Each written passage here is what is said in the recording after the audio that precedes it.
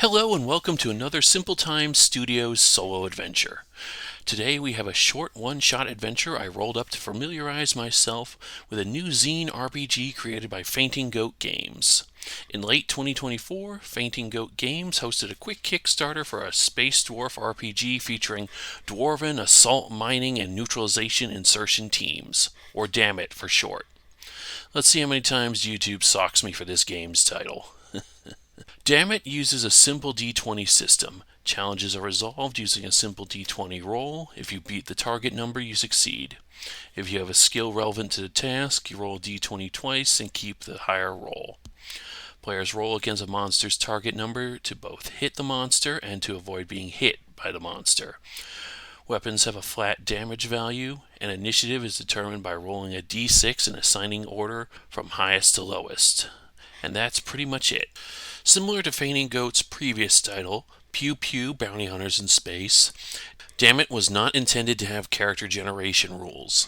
Instead, players pick from a handful of pre-generated character sheets and either use them as is or modify them to taste. Basic character generation rules were added at backer request. This is perhaps the main thing I have to ding the game for, and judging by their other games, it's a part of Fainting Goat's Games' general design philosophy. Make a game that can be played for quick one-shots at conventions and is quirky enough to attract attention long enough for a session. While that has merits for short-term beer and pretzel games, I feel it loses something in longevity. It is a particularly odd choice when you consider that both Pew Pew and Damnit have versions for Savage Worlds and the 5th edition of Dungeons & Dragons, respectively. And with both systems being designed for longer campaigns, so yeah. That being said, the mission generator is a simple but effective tool for getting the creative juices flowing, and I did have fun with the further adventures of Clan Rustbelt. And in the time between when this solo game was written and when it was recorded, rules for running Damnit in 5th edition have been released. We'll see how that plays with any 5th edition based science fiction games that end up in my collection. Moving on, let's meet our character.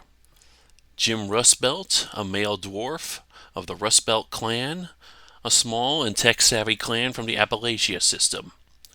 Jim is a solo Dwarven agent, normally in Damnit's Material Recovery Division. He joined the agency to gain honor for his clan and their halfling allies.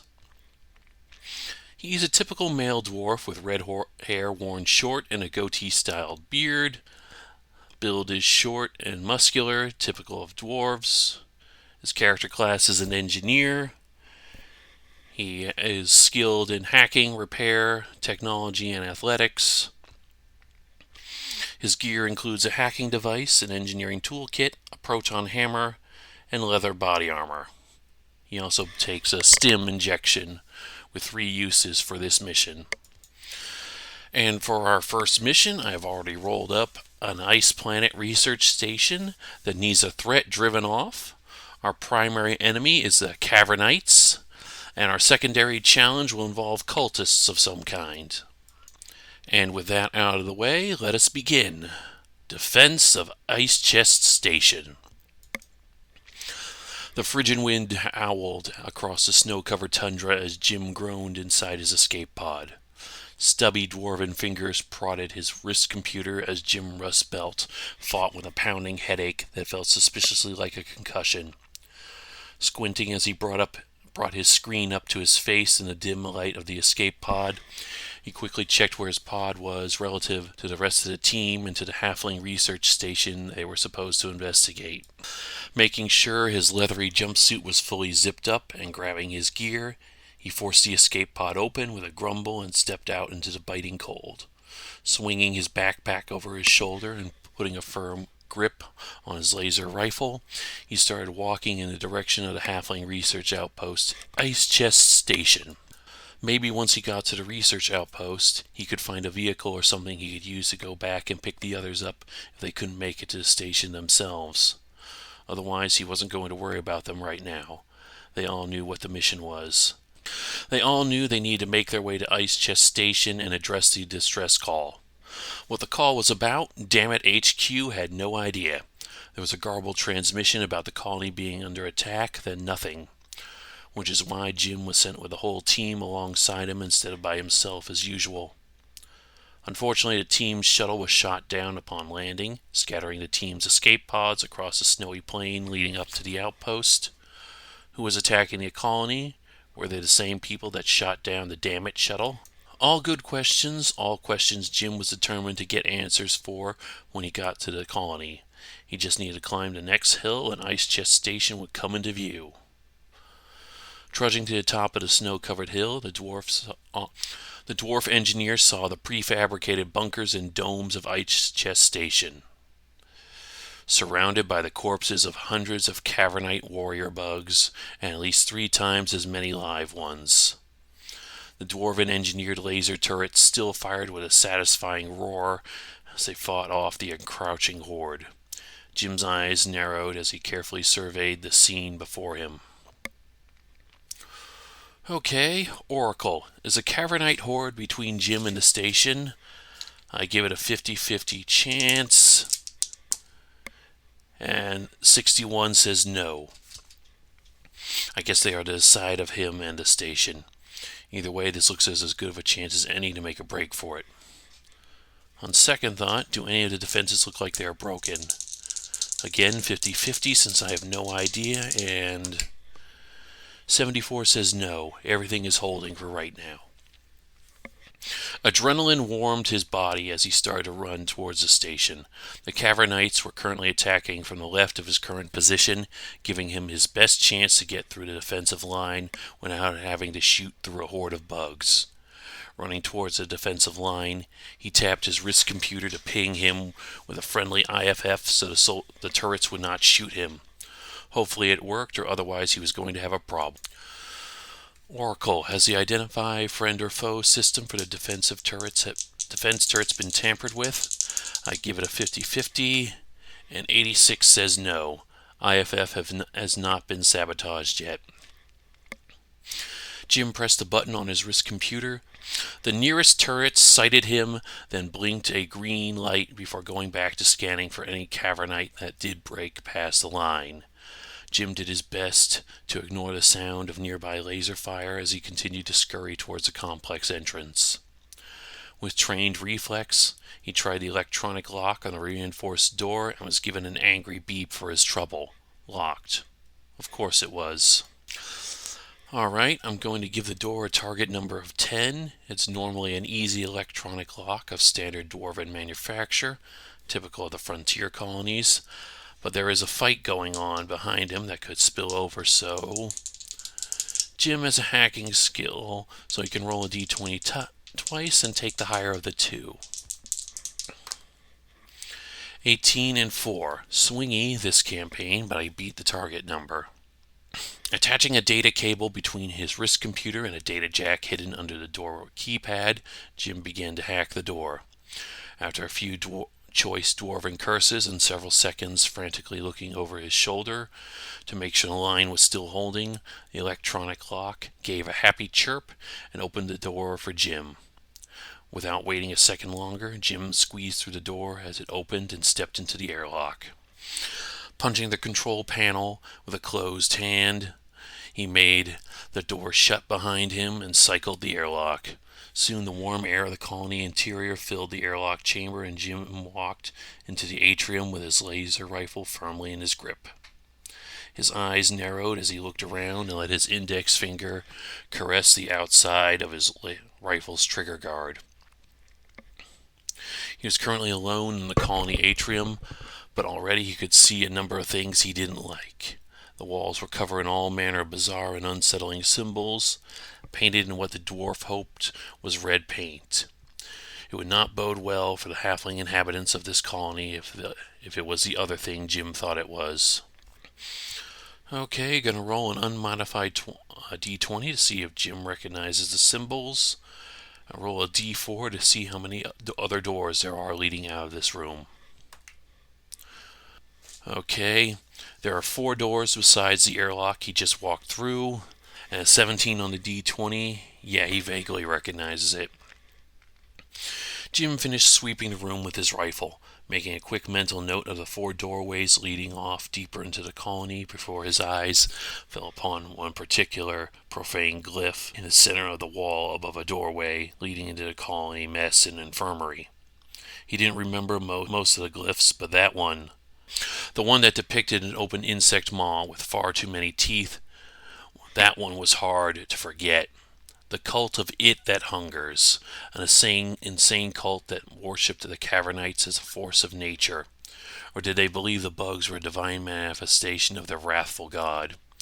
Jim couldn't remember, but he was sure that these idiots were not the same as the usual whispering abyss cultists, Damnit, usually encountered on these calls.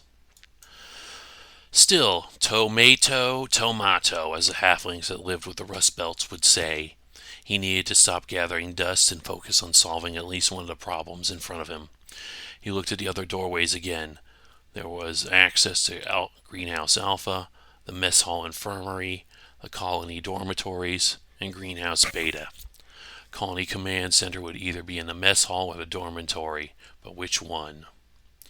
Okay, is there any clear direction where the command center is in the colony? It should be clearly marked, but the cult may have sabotaged that to confuse interlopers, so I gave it a 50-50. 14 says yes. Guess the cult wasn't that clever. Jim checked the directory on the colony wall. It was still intact, and the command center was tucked away in the mess hall module. It was as good of a place as any to see what happened and start searching for survivors. If there were any cultists left in the colony, the command center controlled the defense turrets that are currently keeping the Cavernites out. With his rifle still at the ready, Jim walked up the corridor leading to the mess hall and tried the door. Okay, are the doorways locked? Surely the cultists were not that careless. I see it as very likely, so 79 still says no. The door slid open without protest and Jim walked through. A short walk down a sealed hallway later, Jim slowly opened the door to the mess hall. Okay, are there any halfling colonists alive in this room? Are they being held captive in this room? Are there any cultists here? And are they trying to break into the command center to gain control of the turrets? I give all these questions a 50-50 of being yes. 63, no, the cultists are not alive. The colonists are not alive. 78 says no, the cultists are not here either. The smell of blood greeted Jim's nose as he opened the door and walked into the mess hall. Several bleeding corpses littered the floor, and the walls were scorched by the impact of energy weapons. The halflings may have lost their fight here, but it definitely wasn't for a lack of trying. In addition to the doorways leading to the dormitories in Greenhouse Alpha, the reinforced security bulkhead to the command center was in front of him. There were signs of someone attempting to force entry, dents and small cuts into the thick, dwarven metal from cultists attempting to force the door open before giving up and trying to find another way in. Unfortunately for them, while the encryption was stronger than the electronic lock leading into the colony, the override codes were something that every dwarf engineer knew. Letting his laser rifle hang by the shoulder strap, he quietly crept over to the bulkhead controls and started entering the override code. Maybe if he was lucky, the halflings would have kept up with the maintenance. If they did not, the cultists would definitely know he was here. If they did, the heavy metal bulkhead door should glide open as smooth as silk. Okay, is the bulkhead properly lubricated? Yes, or will opening it make the colony echo with a shriek of metal on metal? No. I give it a 50-50, and 42 says yes. Hoping against hope, Jim opened the bulkhead door and was rewarded by the sound of metal gliding smoothly on its track, just wide enough for him to walk through the door and shut it behind him as he climbed up the stairs into the command center. The command center was a small circular room set up in the middle of an observation blister that gave people a panoramic view of the snowy tundra surrounding the colony. The snowy bug and covered tundra surrounding the colony, punctuated by the occasional report of the laser turrets blasting the encroaching bug swarm. Taking a seat at a computer terminal that gave him a good view of the door that he came from, Jim quickly activated the terminal and logged in using Damnit overrides. In a minute, he had the locations of everything. The survivors locked in the dormitories, the cultists roaming the greenhouses, the rest of his squad making their way through the snow towards the colony, and the Cavernite swarm continuing to push and try the base's defenses. Is there anything about the Cavernite that Jim can notice and take advantage of? I'd say it's somewhat likely, and 82% says no. Okay, I'm going to roll 1d6 to determine the number of cultists. 4 cultists. And I will roll a d8 to see how many halfling survivors are still capable of fighting back. 8. 4 cultists against 8 halfling colonists and 1 angry dwarf technician. I can totally work with this. Jim's eyes narrowed as he reviewed the sensor reports.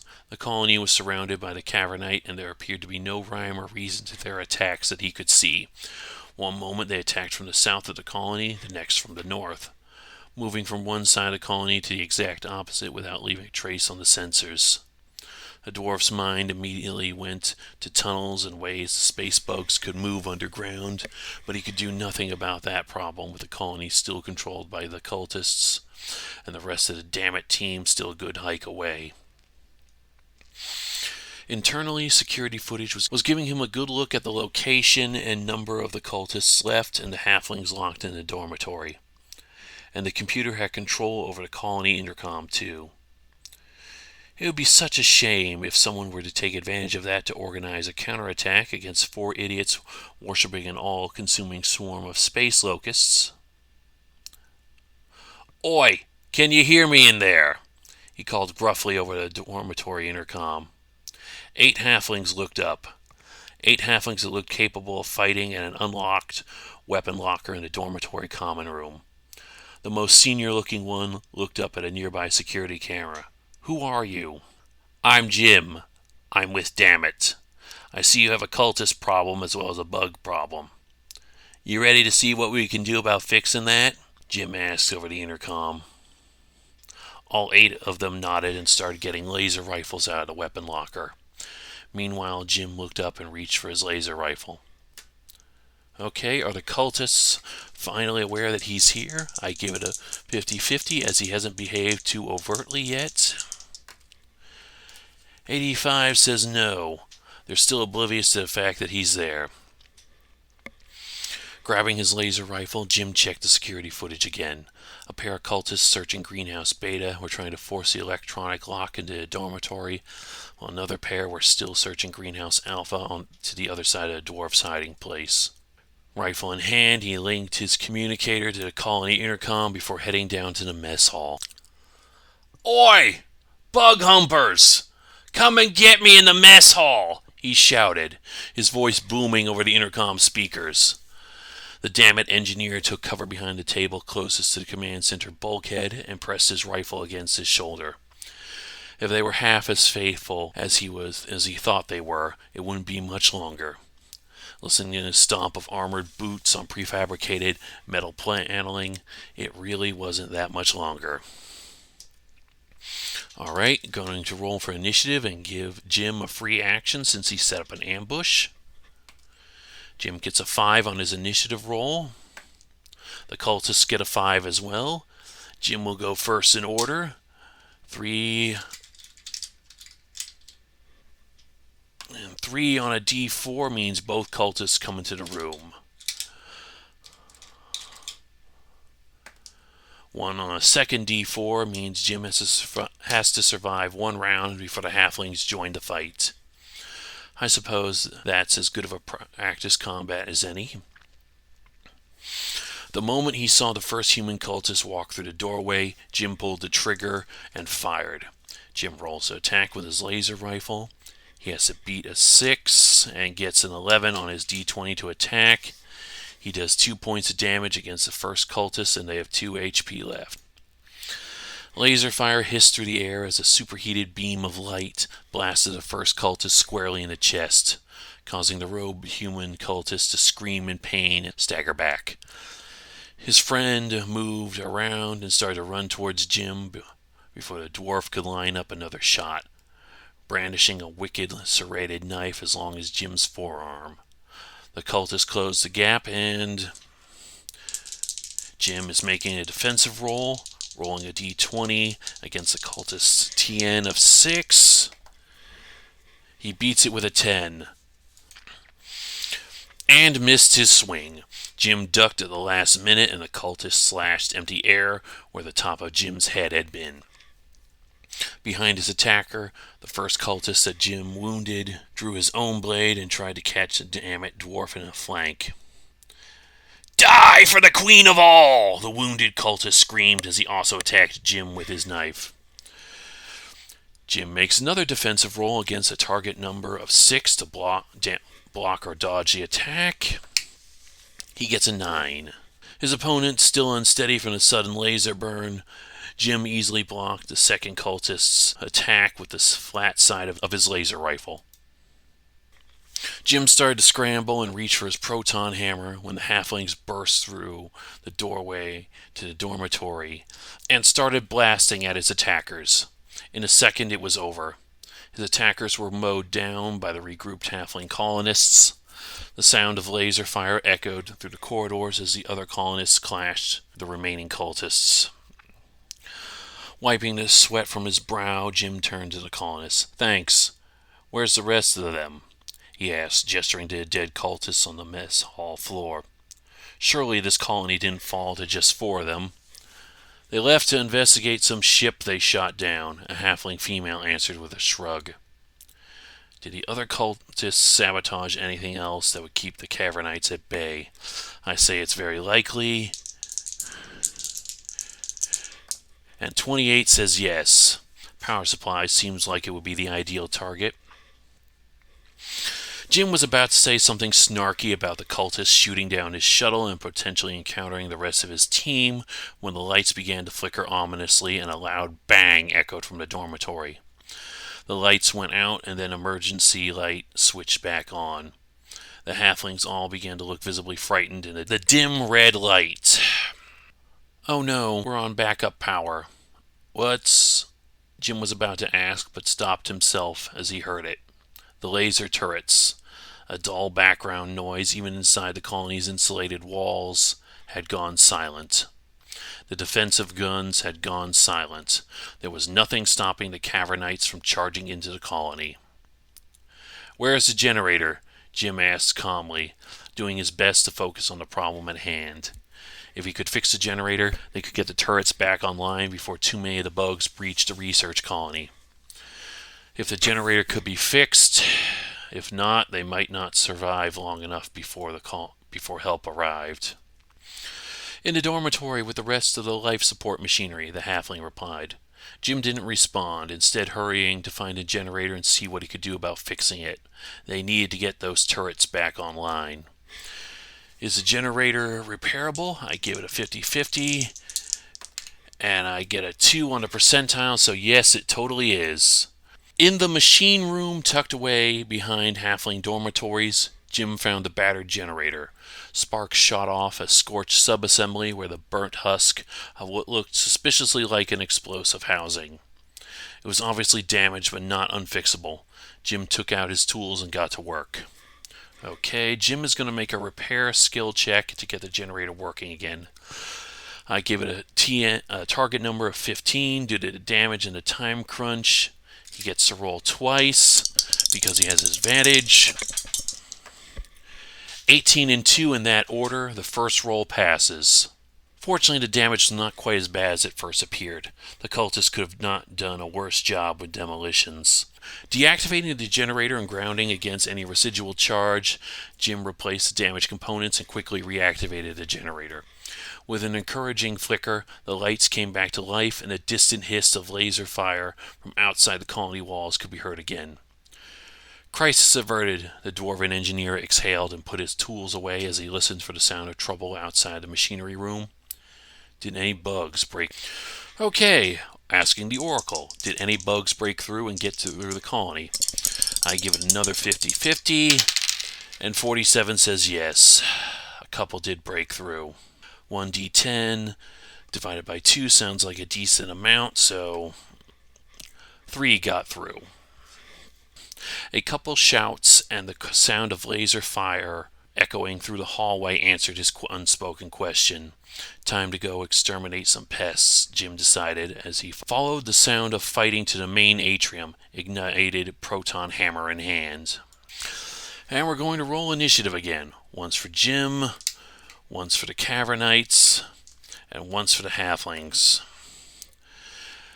Jim gets a 1, Cavernites get a 6, and the Halflings get a 5. Since everyone else goes first, does the battle end before Jim even gets there? I give it a 50-50, and 15 says yes, yes it is. The battle was already over when Jim arrived in the atrium. Colonists were repelling a trio of stray Cavernites that broke through the airlock door and let a gust of cold air in.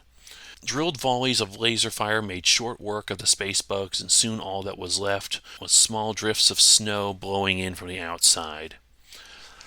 Extinguishing his proton hammer with a bemused smirk, he got to work on repairing the airlock door. Hopefully the others were having as easy of a time as he was. If only all of their calls were like this. End of adventure.